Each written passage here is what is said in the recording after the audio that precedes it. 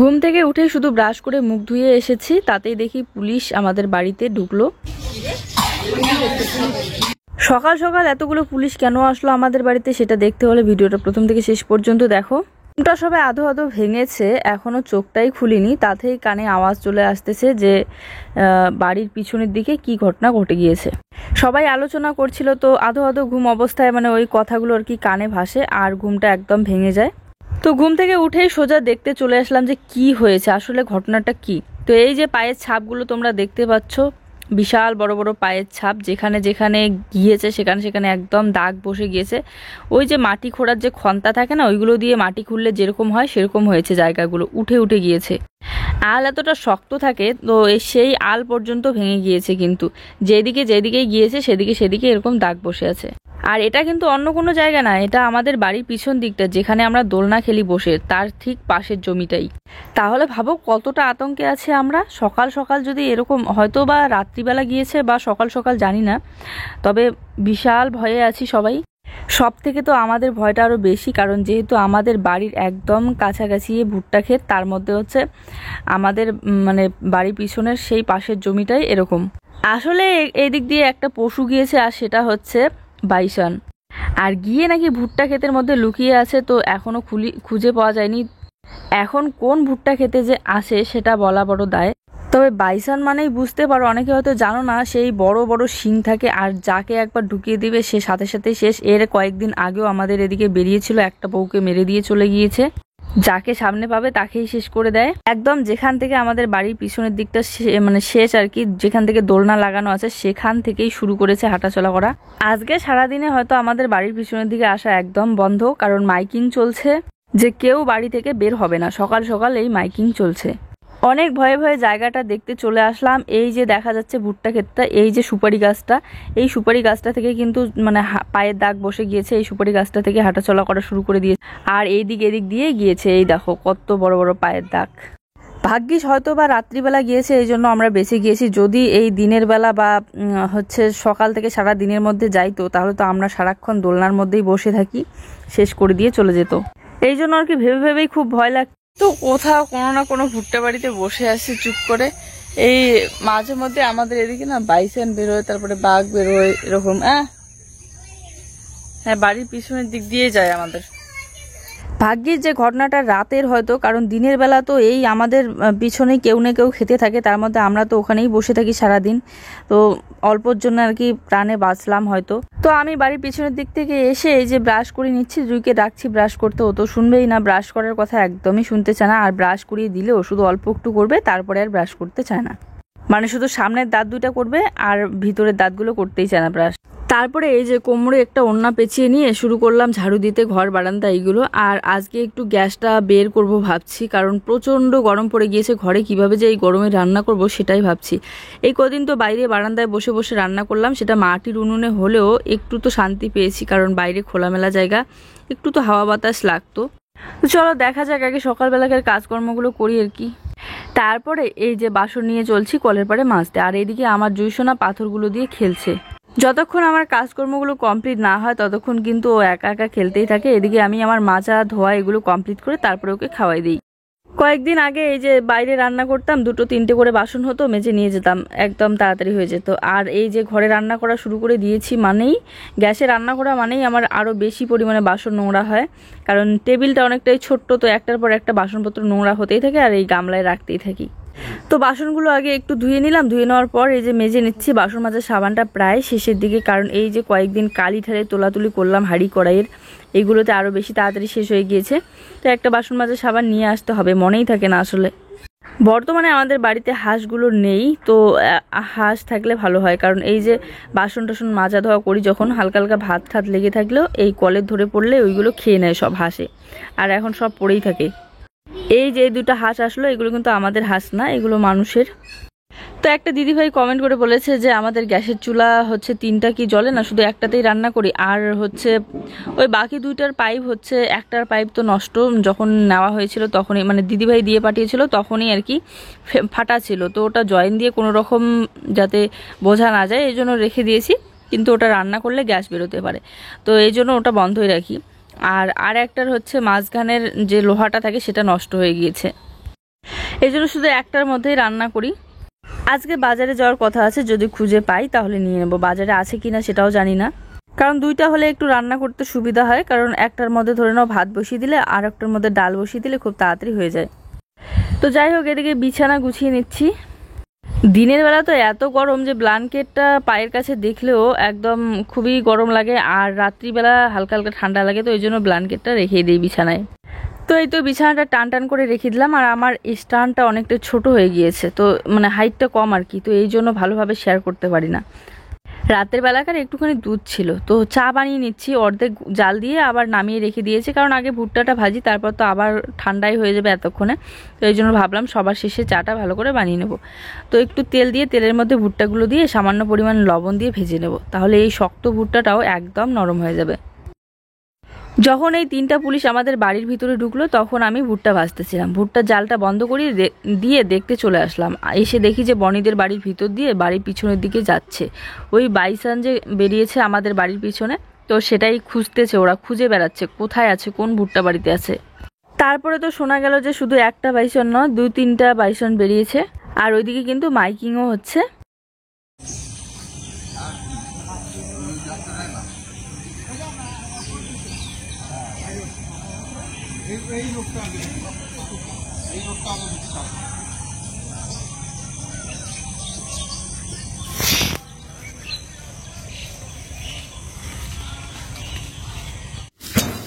তো এদিকে আমি ভুট্টা ভাজতেছি।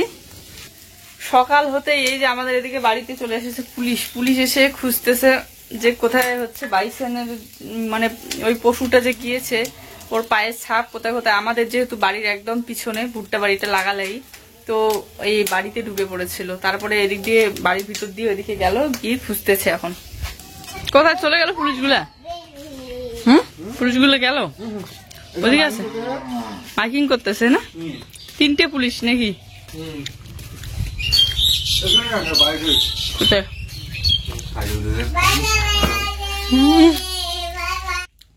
তো এই দেখো, খাওয়া দাওয়া করে একটা জলপাইয়ের আচার খাচ্ছি। এই যে একটা পিস নিয়ে নিয়েছি, সেদিন দিয়ে গিয়েছিল দিদি, সেদিনও একটু খেয়েছে আর একটু ছিল। খেতে ভালো লাগছে, তবে ভীষণ টক, দাঁতগুলো টক হয়ে যাচ্ছে, মনে হয় ভাতে খেতে পারবো না। বন্ধুরা, এই যে সকাল সকাল জুয়ের জন্য একটু সেদ্ধ ভাত করে নিলাম। এখানে ডিম সেদ্ধ, এই যে ডিম সেদ্ধ, আর উপর থেকে একটু সর্ষের তেল দিয়ে নিয়েছি, আর সামান্য একটু লবণ। এতগুলো লবণ তো খাবে না, হালকা একটু দিয়ে ছিটে দিয়ে মেখে খাওয়া দেবো আর কি। আর এই তো মুসুর ডাল আর চাল কিন্তু একসাথে বানিয়েছি প্রেসার কুকারে। আজকে যেহেতু জুয়ের স্কুল বন্ধ, পরীক্ষা নেই, তো এদিকে একটু সামনের দিকে আসতেই দেখি এই গাছের নিচে কত পরিমাণে তুলা পড়ে আছে। তুলাগুলো উড়ে উড়ে আমাদের বাড়িতে যাচ্ছিল। আর এইগুলো কিন্তু একদম খাঁটি শিমুল গাছের তুলা, আর এই তুলাগুলো পাওয়াই যায় না বাজারে। এমনিতে তুলা কিনতে গেলে ওই ডুপ্লিকেট তুলাগুলো দেয়, আর ওই তুলাগুলো দিয়ে বালিশ বা বলো তোষক বলো কয়েকদিনের মধ্যে শক্ত হয়ে যায়। তারপরে আপাতত সকাল সকাল যেটুকু মাটিতে পড়েছিল ওইগুলো তুলে নিয়ে আসলাম। কয়েকদিন ধরেই ওকে বলতেছিলাম যে তুলা পেরে দাও না, গাছ থেকে একটা বালিশ বানাবো জুয়ের জন্য। তাহলে ওর বালিশটা, আগের বালিশটা অনেকটাই ছোট হয়ে গিয়েছে, এখন যেহেতু দিন দিন বড় হয়ে যাচ্ছে, তো বললো যে বিকেলের দিকে পাড়িয়ে দিবে। আর হচ্ছে এইদিকে টেবিলটা বের করে নিলাম, গ্যাসের টেবিলটা, কারণ ঘরে প্রচণ্ড গরমে একদম রান্না করতে ভালো লাগছে না।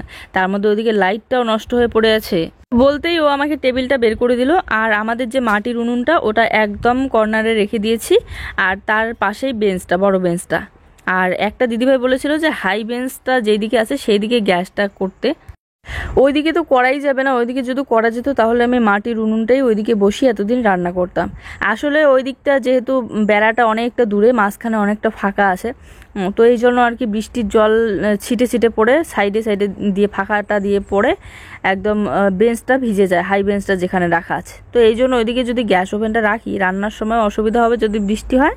আর তার মধ্যে হাওয়া হলে তো কোনো কথাই নেই, আরও বেশি পরিমাণে বৃষ্টির জল আসে, আর আমার গ্যাসটা ভিজতে নষ্ট হয়ে যাবে। তো এই জন্য ওইদিকে রাখিনি। তার মধ্যে সিলিন্ডারটাও হচ্ছে ওই সাইডে রাখতে হবে, সাইডে রাখলে কাদা পড়বে, বৃষ্টির জলে ছিটে পড়ে, নিচ থেকে কাদা ছিটে পড়ে খারাপ হয়ে যাবে। তো কোমর বেঁধে এই যে লেগে পড়লাম এগুলো পরিষ্কার করতে। আর যেহেতু বের করেই নিলাম, তো ভালোভাবে একদম স্টিলের জুড়াটা নিয়ে এসে ঘষে সবগুলো পরিষ্কার করে নিচ্ছি। তুলা কুড়িয়ে আসার পর কিন্তু স্নান করে নিয়েছি, স্নান করেই এগুলো কাজে লাগলাম। আগে মনেই ছিল না, হঠাৎ করেই মাথায় বুদ্ধিটা আসলো, যেই রান্না করতে যাব অমনি মনে পড়লো যে এত পরিমাণে গরম হচ্ছে। এই গ্যাস ওভেনটা এইভাবে পরিষ্কার করতে গেলে ঘরের ভিতরে যখন ছিল তখন কিন্তু ঘরের নিচটাও নোংরা হয়ে যেত, আর ঘরটা পিছলা পিছলা টাইপের হয়ে যেত। তার মধ্যে আবার আমাকে ঘরটা মুছতে হতো। কিন্তু এইখানে বাইরে এই যে জল ঢেলে দেবো, জল ঢেলে দিয়ে একটু ঝাড়ু দিলেই পরিষ্কার, কারণ জলটাও তাড়াতাড়ি শুকিয়ে যায় হাওয়া বাতাসে, আর ঘরের ভিতরে একটু জল পড়লেও তাড়াতাড়ি কিন্তু শুকায় না।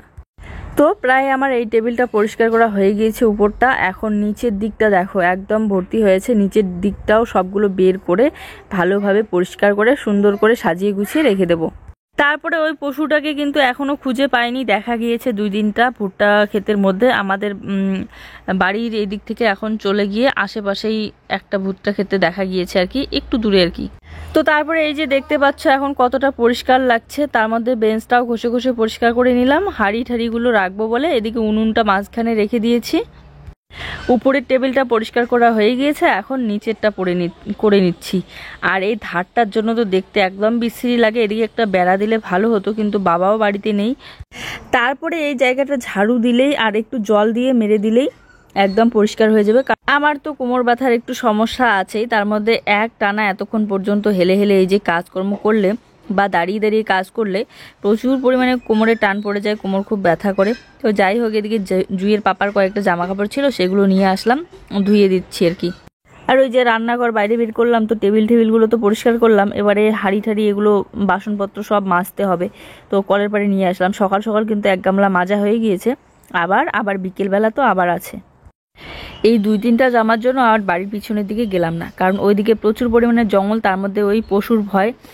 তো এই জন্য এখানেই ওয়ালটার মধ্যে মেলে দিলাম, রোদ পায় সুন্দর।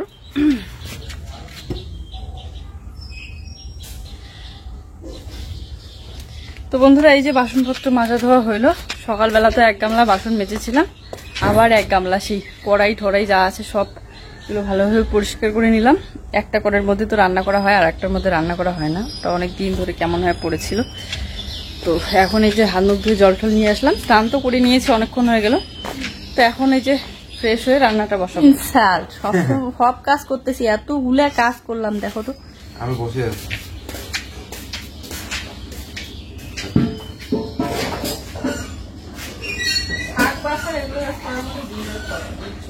আচ্ছা, আমাদের রান্নাঘরের ফাইনাল লুক আবার নতুন ভাবে এই যে এগুলো সব মাজা ধোয়া করে নিয়ে আসলাম। এই যে এগুলো কিন্তু কালিগুলো উঠে না।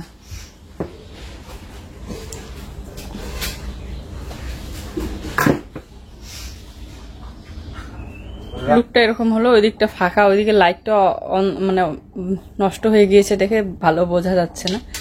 এদিকে জানালা, আর এইদিকে ওরকমই আছে। এই যে আমি শাকটা ধুয়ে নিয়ে আসলাম, এখন শাকটা বানাবো।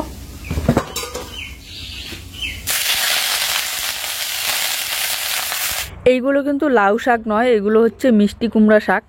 আর এই শাকগুলো নাকি আমার জায়ের বাবার বাড়ি থেকে পাঠিয়ে দিয়েছে, মানে নন্দিনীর দাদুর বাড়ি থেকে। তো ওরা আজকে নাকি মাংস খাবে, শাক খাবে না, তাই শাকগুলো নষ্ট যাতে না হয়ে যায়, তো আমাকে বললো যে নিয়ে এসে রান্না কর। তো আমি নিয়ে আসলাম, নিয়ে এসে যে রসুন তেলানি দিয়ে শাকটা বসিয়ে দিলাম। কি সুন্দর ছিল, টাটকা টাটকা শাক। আর এই মিষ্টি কুমড়া শাক এরকম করে কিন্তু দারুণ লাগে, হয়তো বা অন্য কিছুর সাথেও মিক্স করে খাওয়া যায়, তবে মিষ্টি কুমড়া শাক আমরা এভাবে রসুন তেলানি দিয়ে খাই এরকম করে। আগে শাকটাই বসিয়ে দিলাম, তো শাক আগে বানিয়ে তারপরে ডালটা বসিয়ে দেবো, ডাল হয়ে গেলে পরে ভাতটা সবার শেষে। তো এই যে দেখো শাকটা নামিয়ে নিয়েছে, আর এই শাকের ডাঁটাগুলো না খুব ভালো লাগে খেতে এমনিতেই ভাত ছাড়া। তো এখানে ডালের মধ্যে সজনে ডাঁটা দিয়ে দিলাম।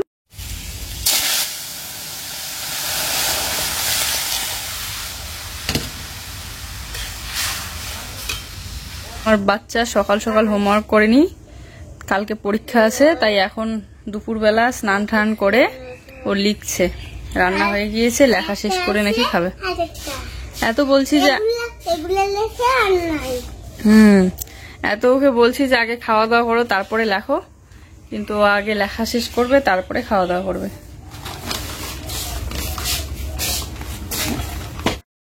গরমের দিনে এরকম সিম্পল সাধারণ খাবারই ভালো লাগে, ডাল, লেবু আর হচ্ছে তার সাথে শাক। তখন কতগুলো তুলে কুড়িয়ে নিয়ে গিয়েছি আমি। হ্যাঁ পারছো?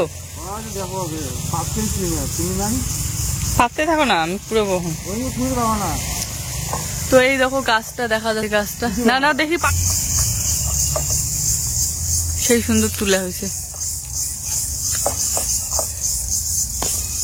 পারো আরো পারো, টানো। তুলাগুলো বেশি পরিমাণে পেকে গিয়েছে, তুলার যে কলাগুলো, তার জন্য মাটিতে পড়ার সাথে সাথে একদম ফেটে যাচ্ছে আর বের হয়ে যাচ্ছে তুলাগুলো। তো এরকম করে এই ছোট ছোট তুলার টুকরা কুড়াতে কুড়াতে কিন্তু কোমরে ব্যথা হয়ে যাচ্ছে আর অনেকটাও সময় লেগে যাচ্ছে। যদি তুলার এই কলাগুলো সবুজ থাকতে পারতাম তাহলে কিন্তু এতটা ভেঙে ভেঙে যেত না। আর এই মুহূর্তে যদি হাওয়া চলে আসে, এই হাওয়াতে কিন্তু যা যা গাছের তুলা আছে সব কিন্তু বেরিয়ে পড়ে যাবে, হাওয়াতে উড়ে উড়ে গিয়ে অনেক দূরে দূরে পড়ে যায়। এখানে আরও অনেক 3-4টার মতো গাছ আছে, সব গাছের মধ্যে খুব পরিমাণে তুলার কলা হয়েছে, কিন্তু এইগুলো পাড়াই যায় না। আর এই গাছটারও শুধু নিচেরগুলোই পাড়া যাচ্ছে, দেখতেই পাচ্ছ হাত যাচ্ছেই না এত দূরে। বাঁশটা হয়ে গিয়েছে অনেক ছোট, গাছগুলো যে পরিমাণে লম্বা, এত বড় বাঁশ পাওয়াই যায় না। এই যে সাদা রঙের ছাদটা দেখতে পাচ্ছ, এটা হচ্ছে সেলফ হেল্প গ্রুপ, আমাদের বাড়ির একদম সামনেই। তুলা আনতে প্রচুর পরিশ্রম হলো, ওই একটা একটা করে ছোট্ট ছোট্ট টুকরা টুকরা কুড়ানো। এই যে এক ব্যাগ কুড়াইলাম, এক ব্যাগ তুলা। তো এই তুলা আরো যদি কয়েকদিন আগে পারা যেত তাহলে কিন্তু আরো অনেকগুলো পেতাম, কারণ এখন শুকিয়ে গিয়েছে তুলোগুলো, আগে একটু কাঁচা ছিল আর এখন পড়ার সাথে সাথে কিন্তু ভেঙে যায়। তো এই দেখো, এই দেখো ছোট ব্যাগ দিয়ে এক ব্যাগ হবে। এগুলো তো আরো খুলতে হবে, কতগুলো কলার ভিতরেই আছে, একদম খাঁটি শিমুল। দেখো জুই কিন্তু আমার কাজ করে দিচ্ছে, ওকে বললাম জামা কাপড় তুলে আনো, ওই এই ঘরটার ভিতরে ভিতরে দেওয়া আছে, ওয়ালগুলোর মধ্যে আর কি। তো ঘরের ভিতর দিক দিয়ে ঢুকে ও জামা কাপড় তুলতেছে। বাচ্চা বাচ্চা হাত তো কয়েকটা জামা নিয়েছে, আবার বাকিগুলো ওখানেই রেখে দিয়ে এসেছে। তারপরে আজকের আমাদের খাওয়া দাওয়া, এখানে মাংস দিয়ে আলু, ব্রয়লারের মাংস, আর এখানে মাছের তেল দিয়ে আলু ভাজা। তো আমি রান্না করিনি রাতে, আর রাতে রান্না করেছে শাশুড়ি মা। আমি শুধু ভাতটা বসিয়ে দিয়ে এসে ঘরে বসে আছি। আর এটা জুয়ের জন্য শুকনো লঙ্কার ঝাল ছাড়া মাংস। এইদিকে আমার ভাতের উতাল চলে এসেছে, দেখতে আসলাম ভাতটা সেদ্ধ হয়েছে কিনা। তো চলো আজকের ভিডিওটা এই পর্যন্তই। সবাই ভালো থেকো, সুস্থ থেকো, দেখা হচ্ছে নতুন ভিডিওর সাথে। ভিডিও ভালো লাগলে অবশ্যই একটা লাইক, কমেন্ট আর শেয়ার করে দিও। আর যারা যারা আমাদের চ্যানেলে নতুন, প্লিজ সাবস্ক্রাইব করে দিও চ্যানেলটিকে।